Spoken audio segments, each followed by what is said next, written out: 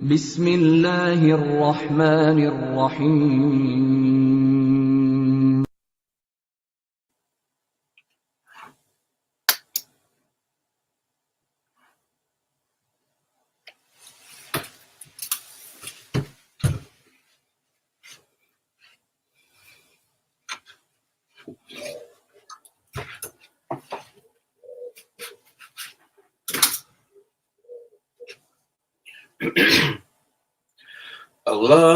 Allahu Akbar, Allahu Akbar, Allahu Akbar, Allahu Akbar. Ashhadu an la ilaha illallah.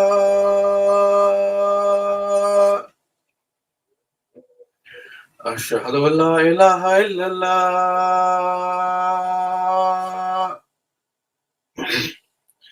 Ashhadu anna Muhammadan Rasulullah. Ashhadu anna Muhammadan Rasulullah. Hayya ala salat.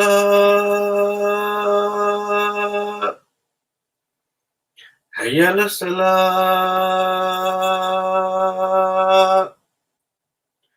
Hayya ala falah.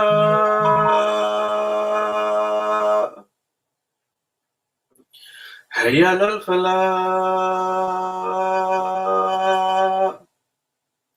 Allahu Akbar, Allahu Akbar. La ilaha illallah.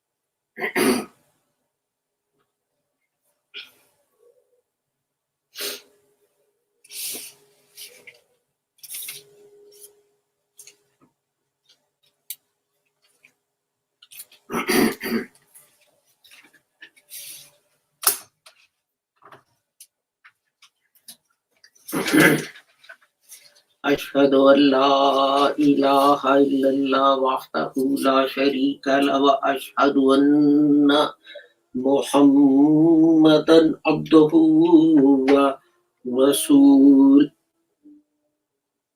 أما بعد فأعوذ بالله من الشيطان الرجيم بسم الله الرحمن الرحيم.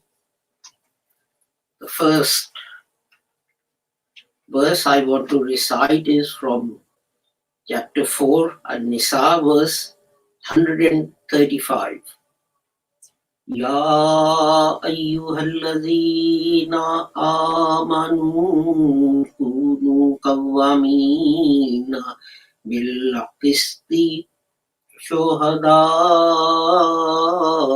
lillahi walau ala anfusikum awil walidaini wal aqrabin in yakun ghaniyan aw faqiran fallahu awla bihima wala tattabi'ul hawa an ta'dilu wa in talbu aw tuqridu fa innallaha kana bima ta'maluna khabira. O you who believe, be maintainers of justice, bearers of witness for Allah, even though it be against your own selves, or your parents, or near relatives, whether rich or poor. Allah has a better right over them both. So follow not your low desires, lest you deviate. And if you distort or turn away from truth, surely Allah is ever aware of what you do. The next verses, chapter 7, verse 29.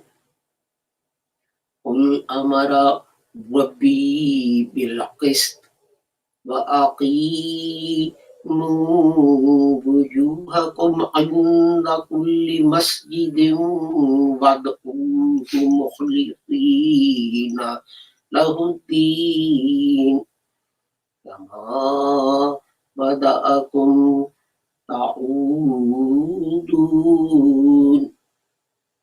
Say, my Lord enjoins justice and set upright your faces at every time for prayer and call on him, being sincere to him in obedience, as he brought you into being. So shall you return. And the last one is chapter 42, verses 42 and 43.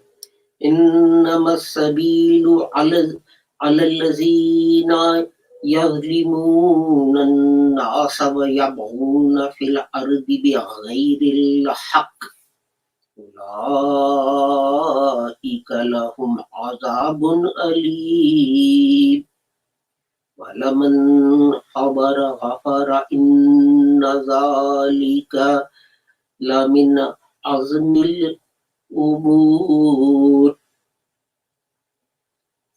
Blame is only against those who oppress men and revolt in the earth unjustly. For such there is a painful chastisement. And whoever is patient and forgives, that surely is an affair of great resolution.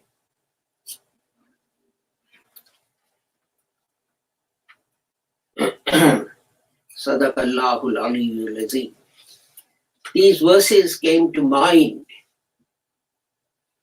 when earlier this week,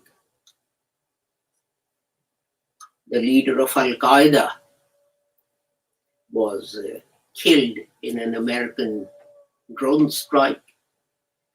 And the American president claimed that those killed in 9/11 had now closure and implied that justice had been done. As you know, from this pulpit, we've given many sermons and made many speeches opposing Al-Qaeda and all extremists because they violate tenets of Islam and they bring Islam into disrepute.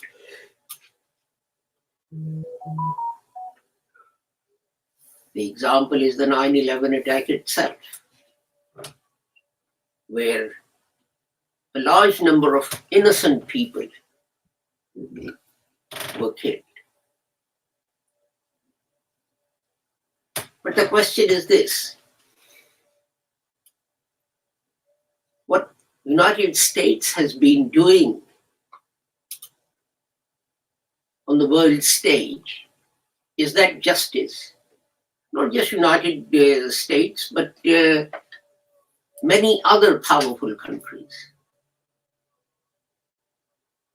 We can go back many years. In 1953, Iranians elected Dr. Mossadegh as their prime minister. Dr. Mossadegh had socialist leanings. So United States, CIA instigated a rebellion against him in Iran. They paid their agents to foment riots, etc. And eventually, after many innocent people, many innocent Iranians were killed. Order was restored when United States protege, the Shah of Iran, was returned to the throne. Now let us compare the two things. The Al-Qaeda terrorists, they attacked the Twin Towers, brought them down, and killed many, many innocent women and children. Mostly Americans, but there were other nationalities there as well. And that indeed is a heinous crime. But what about CIA creating riots in Iran in which hundreds of Iranians were killed? If 9/11 is terrorism, why is what happened in Iran not terrorism? We move along a few years. Colonel Nasser nationalizes the Suez Canal. And the French and the British and the Israelis, they connive. And they lie to the world. Israel attacks Egypt. And the British and the French lie to the world, saying they are going in to separate the two fighting countries so that Suez Canal is not damaged and trade through it can continue. But they are the ones who had instigated Israel to attack. And they wanted Israel, which had got as far as Suez Canal, and the Egyptian army was on the other side. They wanted Israel to retreat, I think, 10 kilometers. And they wanted the Egyptian army to retreat 10 kilometers more into their own country and hand over that territory to the British and to the French as peacemakers. Was that not a lie?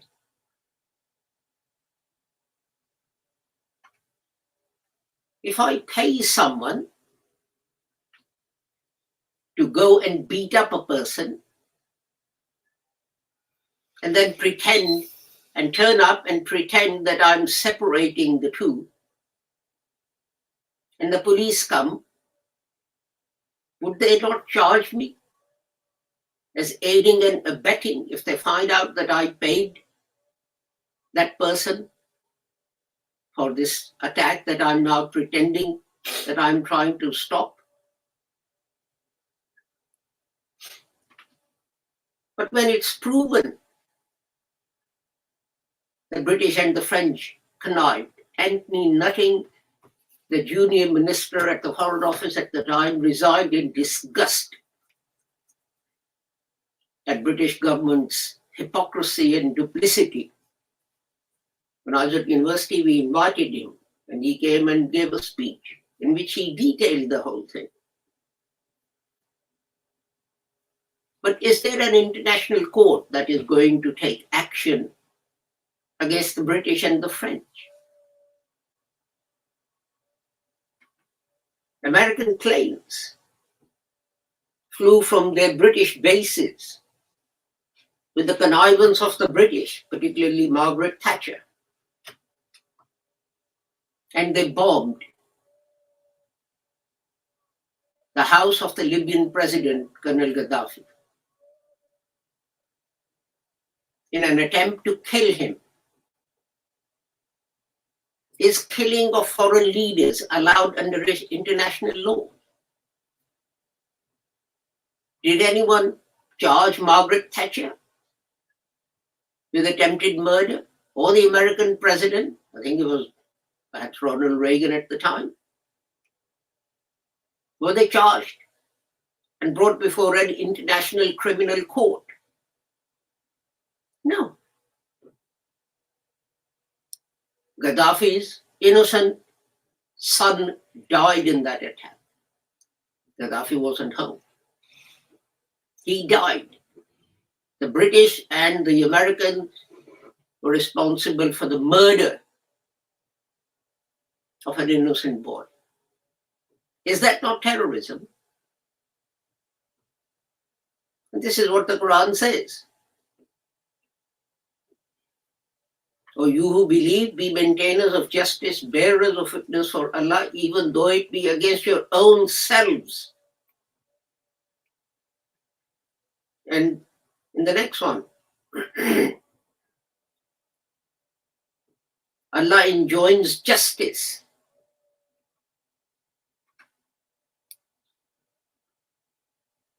And the next one, who are the blameworthy? Those who oppress men and create facade on the earth unjustly. But then, of course, we come to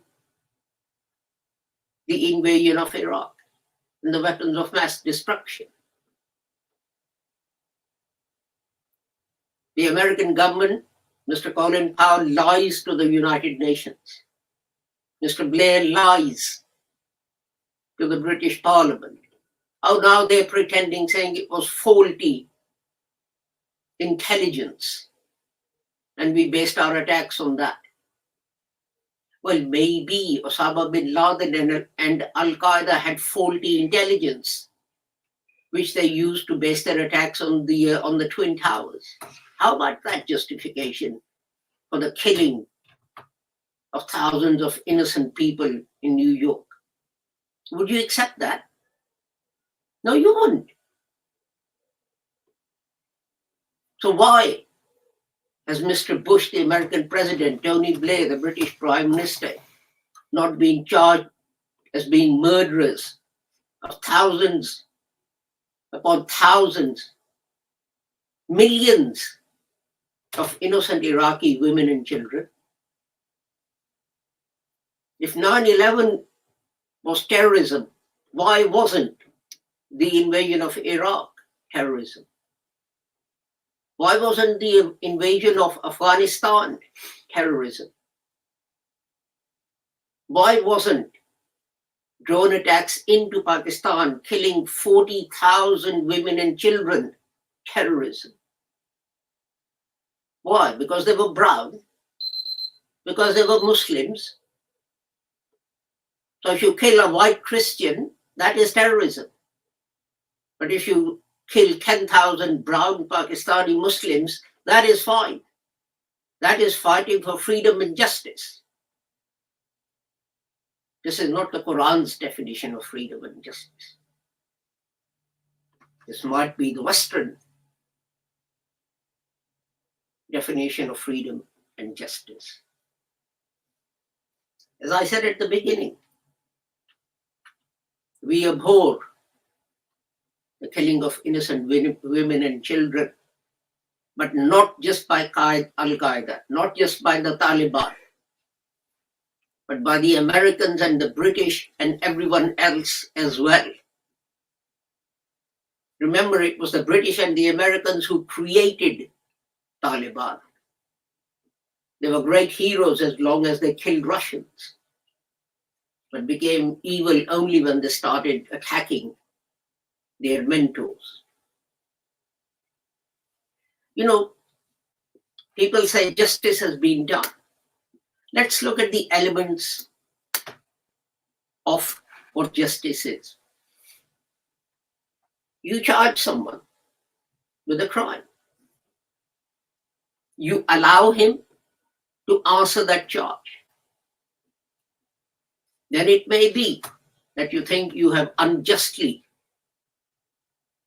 charged that person and you let him go. Or it may be that it doesn't satisfy you and you think there is a prima facie case that he needs to answer before a judge. You then put him on trial in open court.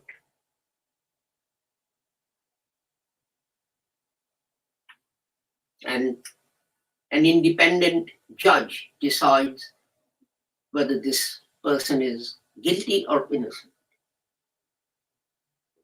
Did the British and the Americans do this to anyone?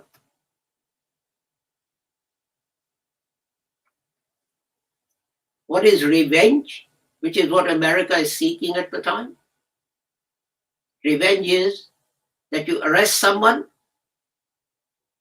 and you decide he's committed crime X, and then you take him outside and you hang him. Remember the Western movies from the 50s and the 60s?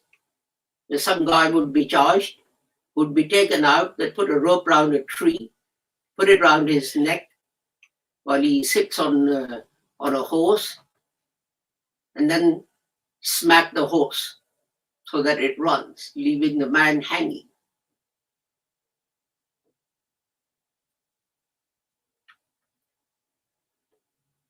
America used to mete out that justice to Red Indians and to the blacks. Now it has widened the scale and the scope, and it's meting out the same justice to people of Africa and Asia. What happened to this person wasn't justice. If America had said, we've taken revenge, yeah, fine. We know you're a vengeful people and a vengeful country. That is fine. You avenged the death, but don't pretend it was justice in any shape or form that took place, or anything else. I ask again, if it was okay to put Saddam Hussein on trial for torturing his citizens and foreigners perhaps, why are American presidents and secretaries of states and attorney generals not put on trial for waterboarding people held in Guantanamo Bay? Why are they held in Guantanamo Bay? Why didn't you produce those prisoners in front of open courts and allowed them to defend themselves? I asked someone, why don't you do this? Why are you holding these people in Guantanamo Bay? And I was told they're being held there because they're terrorists. So I asked a supplementary question. I said, well, if they're terrorists, why don't you take them to America and put them on trial in open court so that the whole world can see and sympathize with you? And you know what the reply was? Well, they are terrorists, but we don't have any evidence that they're terrorists. If you don't have any evidence, how do you know that they are terrorists? On what grounds have you come to this conclusion? Messrs. George Bush and Tony Blair are not terrorists, even though they've killed 1 million innocent women and children in Iraq. But this person, who may or may not have done something, is a terrorist. Why? Because you say so.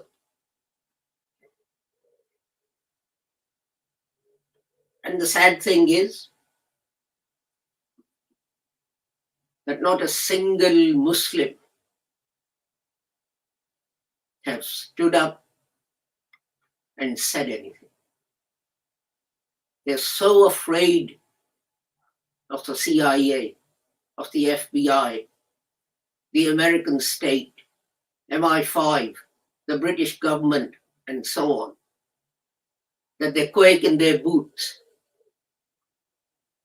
And yet it is the same Muslims who ask the question, why didn't Mirza Ghulam Ahmad carry out a jihad against the British? It's the same people. They don't have the courage to utter a single word denouncing an act of terrorism by anyone that they're afraid of. But Mirza Ghulam Ahmad had to conduct jihad against the British. But why didn't the king of Iran conduct a jihad against the British? Why didn't the king of Afghanistan conduct a jihad against the British? In India itself, there were so many Muslim states. There was the state of Hyderabad, bigger than the size of what is now Pakistan. Why didn't the Nizam of Hyderabad conduct a jihad against the British? They were all quaking in their boots and trying to make friends. And it was only Mirza Ghulam Ahmad who had to conduct a jihad.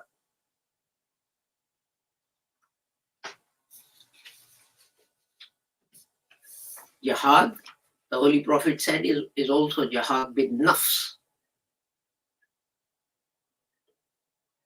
If Muslims had any sense of honor left, they would not be going begging to the Americans and the British and the IMF, begging for money to save them from starving, to save their economies from collapsing. These people who are begging the Americans and the British and the IMF for money, do you really think that they can have the courage to stand up and speak the truth? But of course, it was Mirza Ghulam Ahmad who was at fault for not conducting a jihad of the sword against the British. The point is this, that Muslims have forsaken the Quran. And that is why we are in the state that we are. That is why it doesn't matter what the name of the country is. It doesn't matter what sect you belong to. As long as you're a Muslim, you are looked down upon and you're humiliated in the world because of your own actions. And that was why Allah sent Hazrat Mirza Ghulam Ahmad to redress this situation, to tell you first to start acting on the Holy Quran yourselves before you look at and judge others. If you don't have a character, moral character worthy, what right do you have to judge others for what they do wrong? Listen to these verses, and I read out the English translation again and ask yourselves, do you actually do these things? Or you who believe, be maintainers of justice, bearers of witness for the sake of Allah alone.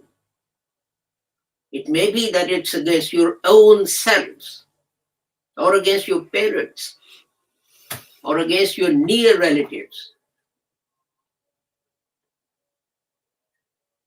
Bear true witness against anyone, whether rich or poor, because that is Allah's right that you do so. So follow not your low desires.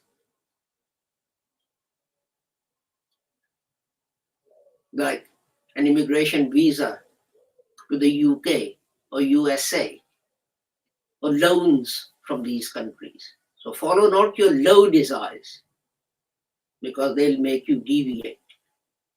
And if you distort or turn away from Allah, Allah knows what you're doing, and He'll deal with you accordingly. And He is dealing with you accordingly. What is a Muslim's duty? What does the Holy Quran say? Allah enjoins justice upon you. And 5 times a day when you stand up to pray,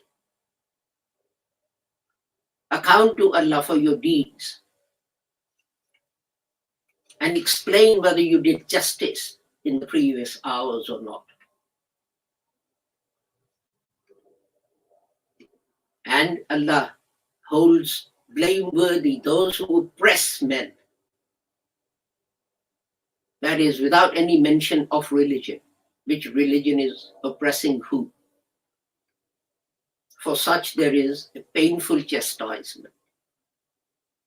And we can see God punishing people of all religions, of all nationalities, of all colors, for oppressing human beings and torturing them, and maybe even killing them.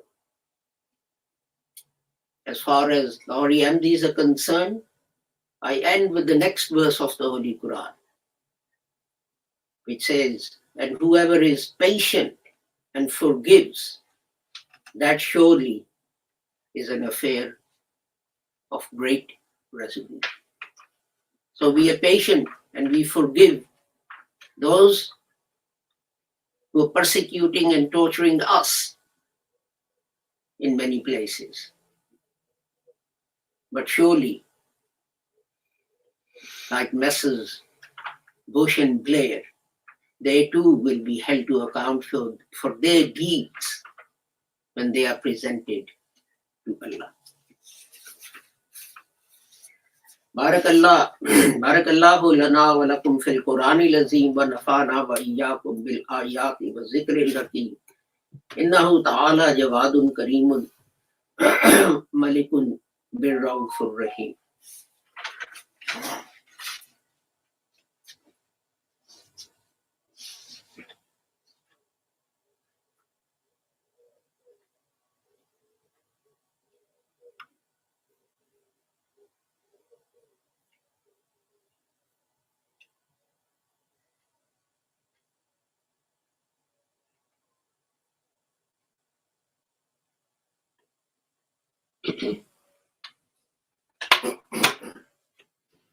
Alhamdulillah. Alhamdulillah nahmaduhu wa nasta'inuhu wa nastaghfiruhu wa nu'minu bihi wa natawakkalu alayhi wa na'udzu billahi min shururi anfusina wa min sayyiati a'malina. Man yahdihillahu fala mudilla lahu wa man yudlilhu fala hadiya lahu. وأشهد أن لا إله إلا الله وأشهد أن محمدا عبده ورسوله. اللهم صل على محمد وعلى آل محمد كما صليت على إبراهيم وعلى آل إبراهيم إنك حميد مجيد. اللهم بارك على محمد وعلى آل محمد كما باركت على إبراهيم وعلى آل إبراهيم إنك حميد مجيد. اللهم انصر من نصر دين محمد صلى الله عليه وسلم واجعلنا منهم واقتل من خذل دين محمد صلى الله عليه وسلم ولا تجعلنا منهم. عباد الله رحمكم الله إن الله يأمر بالعدل والإحسان وإيتاء ذي القربى وينهى عن الفحشاء والمنكر والبغي يعظكم لعلكم تذكرون. اذكروا الله يذكركم وادعوه يستجب لكم ولذكر الله أكبر والله يعلم ما تسمعون. Please, in your prayers, remember to pray for our brother Jalil in Italy, who has undergone a very serious surgery and is undergoing treatment, which will take a very long time. Our sister Mary Ghafoor Khan, who underwent an operation in Holland last week, and she is on the mend, but she still needs our prayers.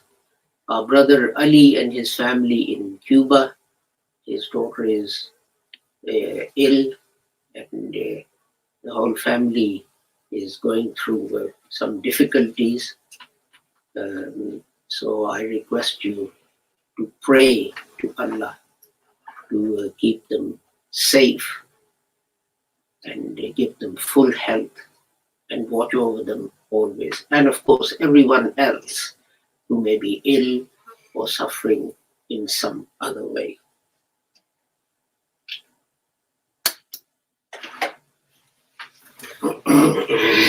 Allahu Akbar, Allahu Akbar. Ashhadu an la ilaha illallah, ashhadu anna Muhammadan Rasulullah. Hayya salah, hayya falah, qamatis salah, qamatis salah. Allahu Akbar, Allahu Akbar. La ilaha illallah. Allahu Akbar.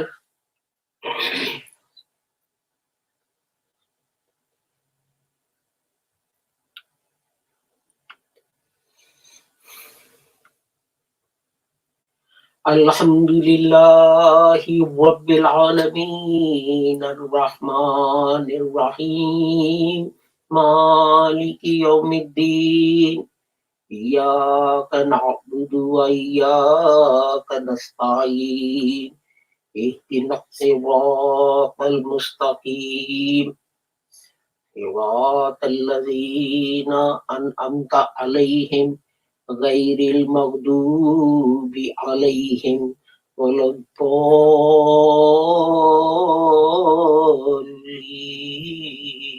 الضالين آمين ألهاكم التكاثر حتى زرتم المقابر كلا سوف تعلمون ثم كلا سوف تعلمون كلا لو تعلمون علم اليقين لترون الجحيم ثم لترونها عين اليقين ثم لتسألن يومئذ عن النعيم الله أكبر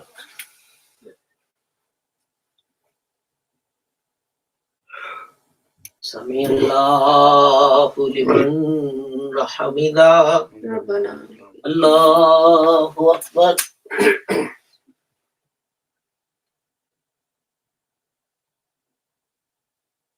الله أكبر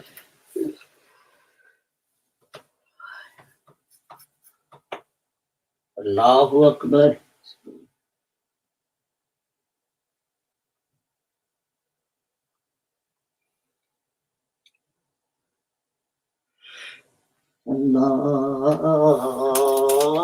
الله أكبر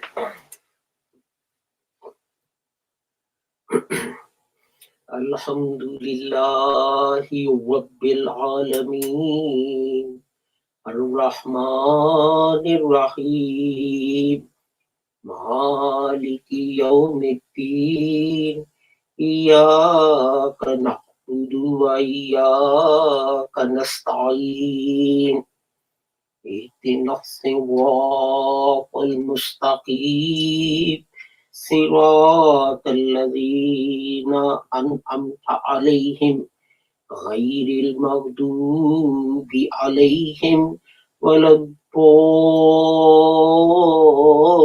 الضالين آمين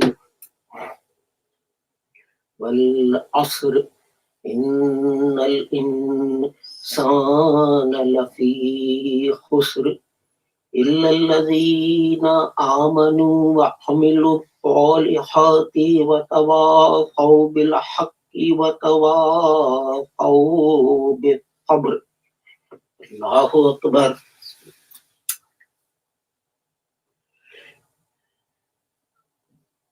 سمع الله لمن حمده ربنا الله أكبر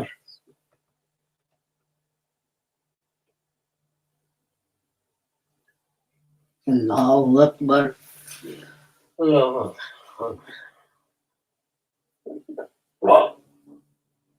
Allahu Akbar.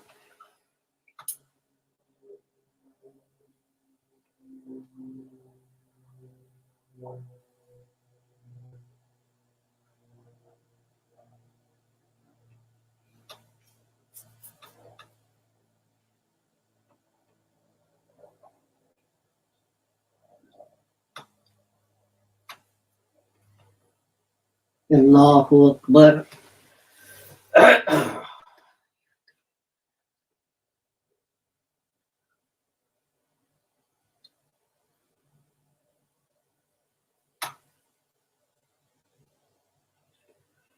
أشهد أن لا إله إلا الله.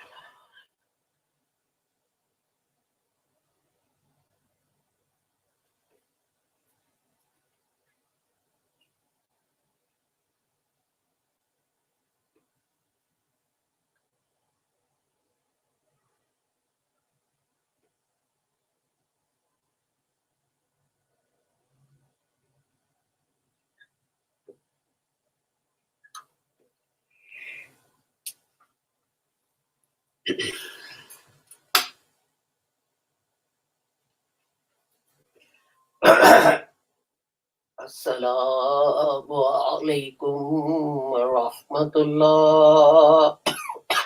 Assalamu alaikum wa rahmatullah. Astaghfirullah. Astaghfirullah.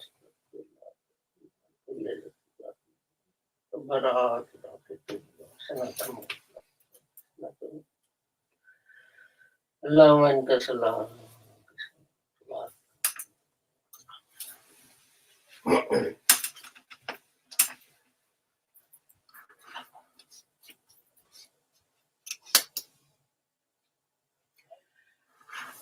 Thank you for joining us for our Friday service. I hope you're also taking time to listen to our broadcast from Monday to Thursday in Urdu, the Dabbarul Quran, which is broadcast from 7 to 7:30 in the evening, and reflections on the Holy Quran. The same lecture is repeated in English from 7:40 to 8:10.